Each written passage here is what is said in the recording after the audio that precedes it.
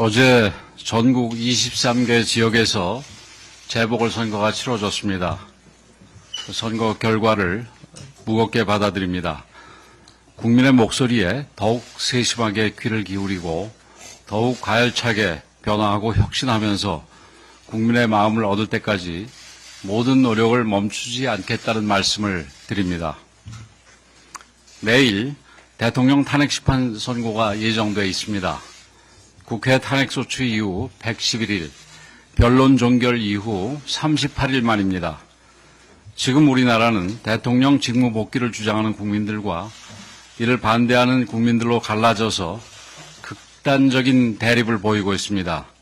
탄핵 심판 결과가 어떻게 나오든 큰 갈등과 혼란이 발생할 수밖에 없는 위태로운 상황입니다. 결국 가장 중요한 것은 헌법재판소의 올바른 판결입니다. 헌재가 국민들께서 납득할 수 있는 공정한 판결을 내려야만 판결 이후의 갈등과 혼란을 최소화할 수 있습니다. 헌법재판관들께서 법리와 원칙, 한 사람 한 사람의 양심에 따라 올바른 판결을 내려주시기를 기대합니다.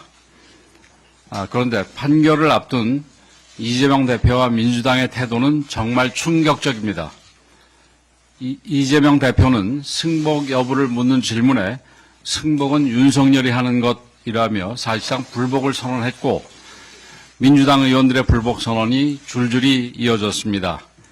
자신들이 원하는 결과가 나오지 않을 것 같자 이에 대비한 빌드업인지 마지막까지 헌재를 압박하기 위한 대국민 겁박인지는 알 수 없으나 어느 쪽이든 책임 있는 정치 지도자의 태도라고 할 수 없습니다. 이재명 대표가 바라는 것이 충돌과 유혈 사태인지 묻지 않을 수 없습니다. 애당초 오늘의 사태를 불러온 데는 민주당 책임이 가장 큽니다. 민주당은 윤석열 대통령 취임 이후 30번의 공직자 줄탄핵, 무자비한 핵심 예산 삭감, 이재명 방탄 법안과 사회 갈등 법안 일방 통과 등 정부의 기능을 마비시키는 의회 독재를 멈추지 않았습니다.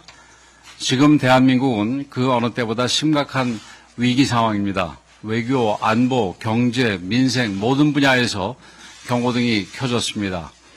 어제 미 트럼프 행정부는 우리 제품에 대해 일본이나 EU보다 높은 25%의 관세율을 부과한다고 발표했습니다.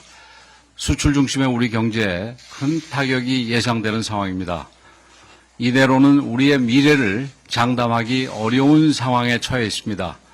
이 위기를 극복하고 다시 도약의 길로 나아가려면 가장 먼저 정치부터 달라져야 합니다. 정치가 갈등의 조정자이자 사회통합의 마중물이 되어야 합니다. 아무리 의견이 달라도 대화와 타협을 통해 문제를 해결해 나가야 합니다. 그리고 그 과정은 반드시 법과 제도의 틀 안에서 이루어져야 할 것입니다. 민주당의 대우각성과 승복선언을 강력하게 촉구합니다. 국민 여러분들께도 간곡하게 호소드립니다. 설령 받아들이기 힘든 판결이 나온다 해도 법과 제도의 틀 안에서 그리고 대화와 타협이라는 정치의 본질을 지키며 대안을 모색하고 절충안을 만들어 나가야 합니다. 그런데도 갈등을 부추기고 혼란을 키우는 정치 세력이 있다면 국민 여러분들께서 과감하게 퇴출시켜 주시기 바랍니다. 또한 어떤 경우에도 국민의 생명과 안전보다 더 중요한 것은 없습니다. 선고 당일 그 어떤 불상사도 있어서는 안 됩니다. 저는 한덕수 국무총리 권한대행 측에 선고 당일 및 이후에 안전관리에 각별히 노력해 줄 것을 요청했습니다. 경찰은 질서 유지와 사고 방지에 최선을 다해 주시기를 부탁드립니다. 저와 국민의힘은 대통령 탄핵 심판 판결에 승복할 것이며 탄핵 심판 이후를 철저히 준비하고 대비할 것입니다. 탄핵 판결이 국가의 복합 위기로 전이되지 않도록 안정적으로 국정 상황을 관리하겠습니다. 그것이 대한민국의 공당으로서 책임을 다하는 최선의 길이라고 믿습니다. 그리고 이번 비상계엄과 대통령 탄핵 사태를 통해서 시대에 맞지 않는 87 체제의 모순이 적나라하게 드러났습니다. 흔히 제왕적 대통령제라고 생각해왔던 우리 헌법이 실제로는 의회 독재를 견제할 최소한의 수단조차 사실상 전무한 제왕적 의회 헌법이라는 사실도 밝혀졌습니다. 내일 헌재 심판 결과 대통령 직무 복귀로 결정된다면 우리 당도 서둘러 적극적으로 개헌을 추진하겠습니다.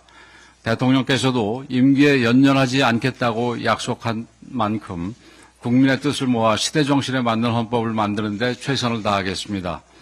행정부, 입법부, 사법부 어느 것도 특정 개인이나 세력에 장악되지 않고 다양화되고 다원화된 국민 요구를 담아내는 더 큰 헌법을 만들겠습니다. 이제 대한민국은 앞으로 나아가야 합니다. 이번 위기를 디딤돌로 대한민국 개혁과 대변혁을 반드시 이뤄내야 합니다. 국민의힘은 대한민국의 자유와 번영을 위해 모든 것을 바칠 것입니다.